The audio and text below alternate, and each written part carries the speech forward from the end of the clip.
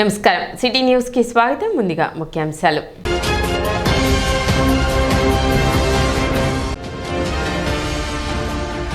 రైతులలో భరోసా నింపే విధంగా కూటమి ప్రభుత్వం పనిచేస్తుంది. మంత్రి నాదెండ్ల మనోహర్.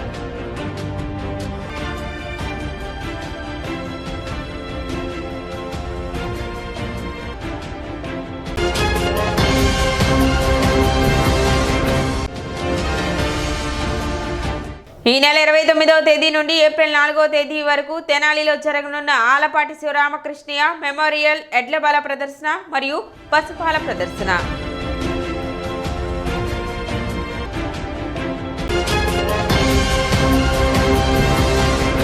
రైతులకు సకాలంలో ధాన్యం కొనుగోలు నగదు చెల్లించి రైతులకు ప్రభుత్వం పైన వ్యవస్థలపైన విశ్వాసం తీసుకువచ్చే విధంగా పనిచేసినట్లు మంత్రి నాదెండ్ల మనోహర్ అన్నారు. కూటమి ప్రభుత్వం మొదటిసారిగా గ్రేడ్ ఏ రకానికి 2320 రూపాయలు క్వింటాళ్లకు, కామన్ వెరైటీకి 2300 చొప్పున మద్దతు ధరకి ధాన్యం కొనుగోలు చేసినట్లు మంత్రి నాదెండ్ల తెలిపారు. కొనుగోలు చేయడంతో పాటు ధాన్యం కొనుగోలు చేసి మధ్యాహ్నం 3 గంటలకు రైతులు బిల్లు అందజేస్తే 5 గంటలకు నగదును రైతు ఖాతాలో జమ చేసినట్లు చెప్పారు. 5వ తేదీ నాటికి రాష్ట్రంలో 33,67,791 మెట్రిక్ టన్నుల ధాన్యం కొనుగోలు చేసినట్లు తెలిపారు. గత ప్రభుత్వం 29 లక్షలు మాత్రమే చేసిందని చెప్పారు. గుంటూరు జిల్లాలో గత ప్రభుత్వం 3,330 మెట్రిక్ టన్నులు కొనుగోలు చేయగా కూటమి ప్రభుత్వం 36,731 మెట్రిక్ టన్నులు ధాన్యం కొనుగోలు చేసినట్లు వెల్లడించారు. రైతుల విషయంలో ఎక్కడా బాధ్యతను విస్మరించకుండా కూటమి ప్రభుత్వం వ్యవహరిస్తుందన్నారు. ధాన్యం కొనుగోలులో గత ప్రభుత్వం చేసిన 400 కోట్ల బకాయిలు కూటమి ప్రభుత్వం అధికారంలోకి వచ్చాక మిల్లర్లకు చెల్లించినట్లు మంత్రి నాదెండ్ల మనోహర్ తెలిపారు. ఈరోజు మన కూటమి ప్రభుత్వం మొదటిసారిగా గ్రేడ్ ఏ క్వాలిటీకి 2320 రూపాయలు క్వింటాల్కి, గ్రేడ్ బి అంటే కామన్ వెరైటీకి 2300 రూపాయల చొప్పున మనం కొనుగోలు చేస్తున్నాం. అధ్యక్ష, కొనుగోలు కూడా ఏ విధంగా చేసామంటే నిజంగా మనందరం కూడా గర్వపడాలి. అధ్యక్ష, ఒక మంచి నాయకత్వం ఉన్నప్పుడు ఏ విధంగా మనం ఆలోచించి beyond the box, out of the box thinking చేసి రైతులను ఆదుకునే పరిస్థితి ఏ విధంగా తీసుకొచ్చామో ప్రజలందరూ కూడా గమనించారు. అధ్యక్ష, చూశారు. గౌరవ సభ్యులు కృష్ణారెడ్డి గారు, అదేవిధంగా ఆంజనేయులు గారు, రామకృష్ణారెడ్డి గారు కూడా చెప్పారు. ఇందాక జోగేశ్వర గారు చెప్పారు. అధ్యక్ష, చాలా ఆనందం కలిగేది. అధ్యక్ష,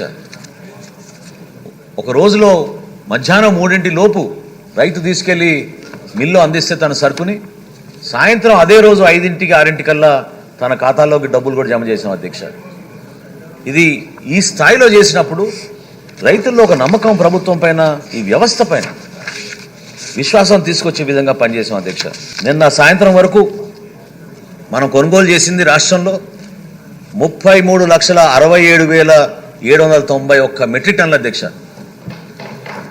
ఇది ఎప్పుడు చేయలేదు. అధ్యక్ష, అదే ప్రభుత్వం ఖరీఫ్ మాసంలో గత సంవత్సరం వాళ్ళు చేసింది కేవలం 29 లక్షల. అధ్యక్ష, కొన్ని జిల్లాల్లో అయితే ఏ విధంగా మేము ధాన్యం కొనుగోలు చేసామంటే ఆశ్చర్యపోతారు. అధ్యక్ష, మా గుంటూరు జిల్లాలో గత ప్రభుత్వం కొనుగోలు చేసింది 3,330 మెట్రిక్ టన్నుల. అధ్యక్ష, మేము కొనుగోలు చేసింది 36,737 మెట్రిక్ టన్నుల. అధ్యక్ష, అంటే దాదాపు 1000% ఎక్కువ కొన్నాం. అధ్యక్ష, గత ప్రభుత్వం కన్నా. బాపట్ల జిల్లాలో గత ప్రభుత్వం 27,198 మెట్రిక్ టన్నులు కొనుగోలు చేస్తే మేము 87,112 మెట్రిక్ టన్నులు కొనుగోలు చేసాం. అధ్యక్ష, 220% ఎక్కువ కొన్నాం. అధ్యక్ష, రైతుకు భరోసా కల్పించాం. క్షేత్రస్థాయిలో గౌరవ శాసనసభ్యులందరూ కూడా పర్యటించారు. రైతులకి ఒక నమ్మకం కలిగించాం.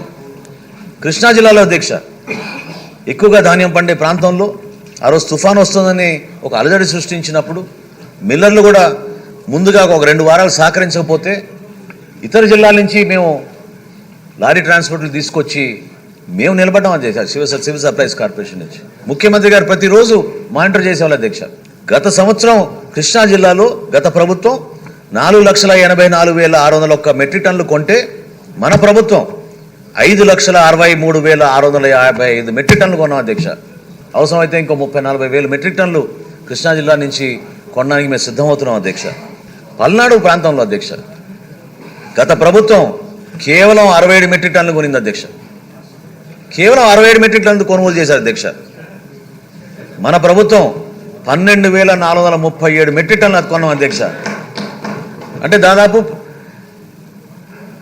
18,000% ఎక్కువ కొన్నాం అధ్యక్ష గత ప్రభుత్వంతో పోలిస్తే. పట్టణంలోని శ్రీ సువత్సల సమేత శ్రీ పంచముఖ ఆంజనేయ స్వామి ఆలయ కేంద్రంగా అష్టోత్తర శతకోటి శ్రీరామనామ పారాయణ మహాయజ్ఞం పూర్ణాహుతి మహోత్సవం ఏర్పాట్లు శరవేగంగా జరుగుతున్నాయి.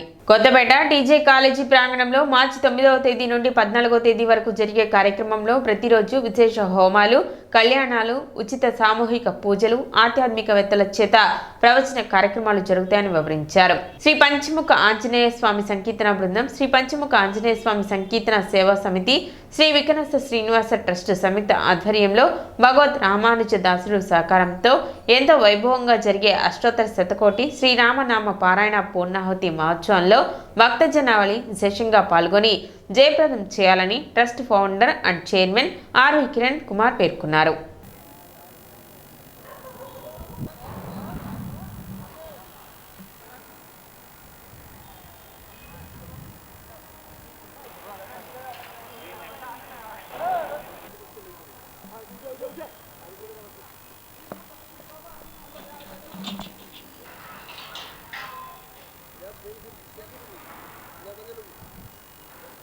తెనాలి కేంద్రంగా చేసుకుని శ్రీ సూత్రా సమేత పంచముఖ ఆంజనేయ స్వామి ఆలయంలో శ్రీ పంచముఖ ఆంజనేయ స్వామి సంకీర్తన బృందం, సంకీర్తన సేవా సమితి, శ్రీ వికనస శ్రీనివాస ట్రస్ట్ సంయుక్త ఆధ్వర్యంలో 2022 డిసెంబర్ 25వ తేదీన ప్రారంభించినటువంటి అష్టోత్తర శతకోటి శ్రీరామనామ పారాయణ మహాయజ్ఞం పూర్ణాహుతి కార్యక్రమాన్ని ఈ నెల 9వ తేదీ నుండి 14వ తేదీ వరకు తెనాలి తాలూకా హై స్కూల్ గ్రౌండ్లో నిర్వహించేందుకు సన్నాహాలు చేయడం జరుగుతోంది. ఈ క్రమంలో ఈ స్వామివారికి సీతారామచంద్ర స్వామివారికి అనేక పూజాది కార్యక్రమాలను, హోమాది కార్యక్రమాలను ఈ 6 రోజుల పాటు ఎంతో వైభవంగా వైఖాన సాగముక్తంగా నిర్వహించడం జరుగుతుంది.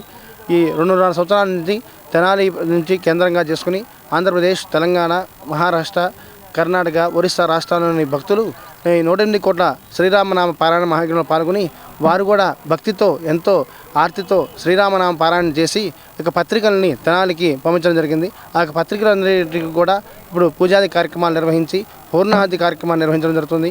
ఈ యొక్క కార్యక్రమానికి అనేక మంది ప్రవచనకర్తలు, ఆధ్యాత్మికవేత్తలు, అలాగే వైఖాన సాగమ పండితులు, ఆచార్యులు, ఋత్వికులు విశేషంగా పాల్గొని పూజాది కార్యక్రమం నిర్వహించడం జరుగుతుంది.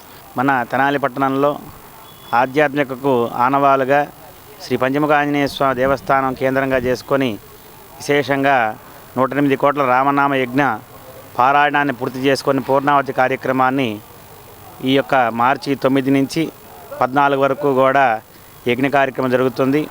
9వ తారీఖు సాయంత్రం శోభాయాత్రగా విచ్చేసి ఈ తాలూకా గ్రౌండ్స్లో వేదికగా ఏర్పాటు చేసుకున్నటువంటిది. యజ్ఞశాల నిర్మాణం కూడా సంపూర్ణమైంది. ఆ యజ్ఞశాలలో 9 సాయంత్రం అంకురార్పణ మహోత్సవం శ్రీ వైఖాన సాగమోక్తంగా జరుగుతుంది. 10వ తారీఖున విశేషంగా ఆ రామనామ మూలమంత్ర యజ్ఞం అగ్నిమదనం చేసి ఆ యొక్క అగ్నిమదనాన్ని పంచాగ్ని కుండాల్లో కూడా ప్రణయనం చేసుకున్నటువంటిది.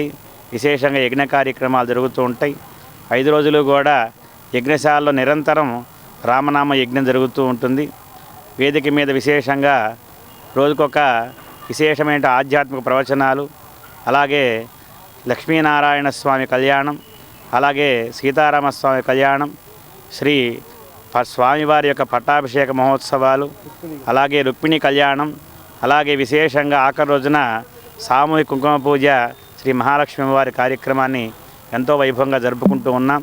ఈ నెల 29వ తేదీ నుండి ఏప్రిల్ 4వ తేదీ వరకు తెనాలిలో ఎడ్లబల ప్రదర్శన మరియు పశుపాల ప్రదర్శన నిర్వహించనున్నారు. ఆలపాటి శివరామకృష్ణయ్య మెమోరియల్ ట్రస్ట్ ఆధ్వర్యంలో ఎమ్మెల్సీ ఆలపాటి రాజేంద్ర ప్రసాద్ సారథ్యంలో తెనాలి మార్కెట్ ప్రాంగణంలో జరగనున్న ఈ ఎడ్లబల ప్రదర్శనకు సంబంధించి గురువారం భూమి పూజ నిర్వహించారు. వేద పండితులు పూజా కార్యక్రమాలు నిర్వహించి పనులను ప్రారంభించారు.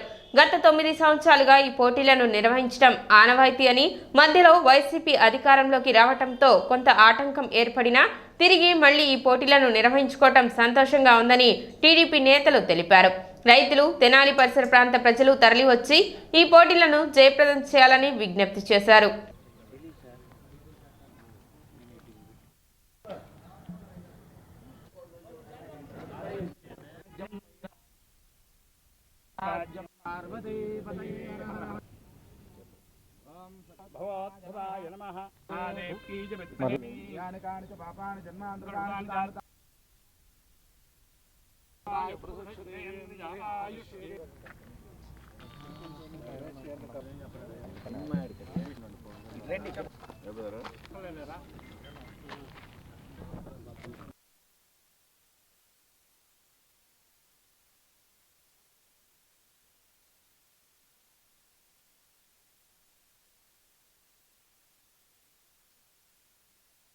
ఈ నెల 29 తెలుగుదేశం పార్టీ కీర్తిశేషులు అన్న ఎన్టీ రామారావు గారు పెట్టిన రోజు స్టార్ట్ అవుతుంది.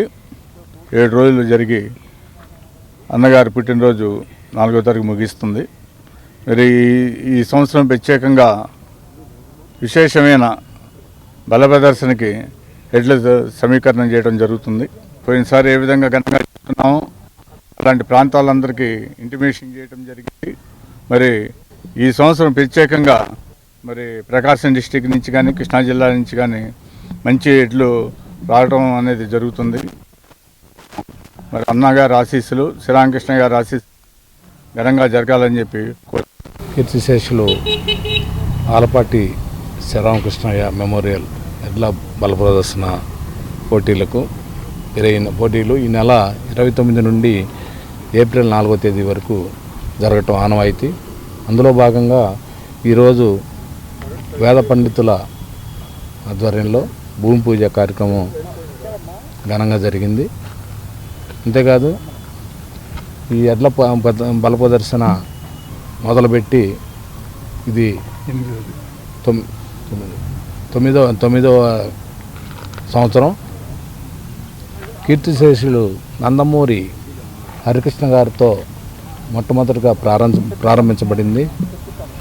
ఎడ్ల బల ప్రదర్శన పోటీలే కాకుండా పాల పోటీలు, అలాగే అందాల పోటీలు, ఒంగోలు జాతి ఆవుల అందాల పోటీలు అందులో భాగంగా జరుగుతూ ఉంటాయి.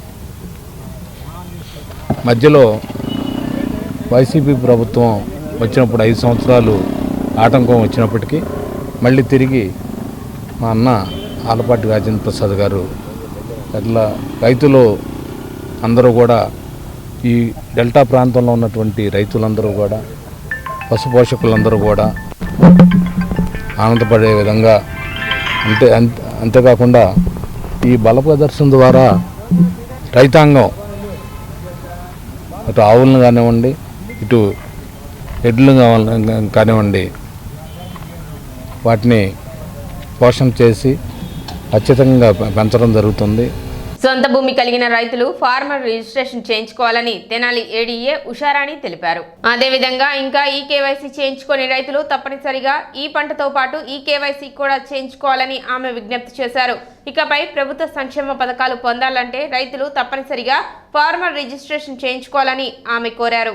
కేంద్ర రాష్ట్ర ప్రభుత్వాలు ప్రతిపాదించినటువంటి ప్రోగ్రాము ప్రతి రైతుకి, భూమి కలిగిన ప్రతి రైతుకి, పొలమున్న ప్రతి భూ యజమాని మరి ఒక యూనిక్ ఐడి నంబరు, మన ఆధార్ కార్డు సామాన్య ప్రజలకి ఎలా ఉందో అలాగే భూమి ఉన్న ప్రతి భూ యజమానికి ఈ విధంగా ఒక యూనిక్ ఐడి ఇవ్వాలి అనేది కేంద్ర రాష్ట్ర ప్రభుత్వాల ప్రతిపాదన అనుసరించి మనము ఇంతవరకు ఫార్మర్ రిజిస్ట్రీ అనేది చేసుకుంటూ వచ్చాము.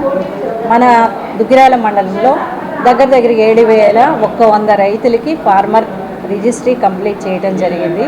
అలాగే కొల్లిపర మండలంలో 6,900 మంది రైతులకి ఈ యొక్క ప్రక్రియ కంప్లీట్ చేశాము. అలాగే మన తెనాలి మండలానికి వచ్చేటప్పటికి 6,300 మంది రైతులకి ఫార్మర్ రిజిస్ట్రీ అనేది కంప్లీట్ చేశాం. కనుక మిగిలిన రైతు సోదరులు కూడా మేము ఈ రైతు సేవా కేంద్రాలకు వెళ్ళి మరి ఈ ఫార్మర్ రిజిస్ట్రీ భూమి ఉన్నటువంటి ప్రతి రైతు కూడా ఈ రిజిస్ట్రీని కంప్లీట్ చేసుకుంటే రాబోయే కాలంలో మరి పంట నష్ట పరిహారం జరిగినా, అలాగే పిఎం కిసాన్ పడాలన్నా, అలాగే కేంద్ర రాష్ట్ర ప్రభుత్వాల యొక్క ఏ రైతులకి ఇవ్వాల్సినటువంటి బెనిఫిట్స్ ఇవ్వాలన్నా కూడా రైతులు ఈ యొక్క ఫార్మర్ రిజిస్ట్రీని కంప్లీట్ చేయించుకున్నట్లయితే 11 నంబర్లు కలిగినటువంటి ఒక సంఖ్య యూనిక్ ఐడిగా రైతులకు కేటాయించడం జరుగుతుంది. కాబట్టి ఈ అవకాశాలన్నింటినీ వినియోగించుకోవాల్సిందిగా రైతు సోదరులకు విజ్ఞప్తి చేస్తున్నాం. ఇప్పుడు చిన్న విరామం.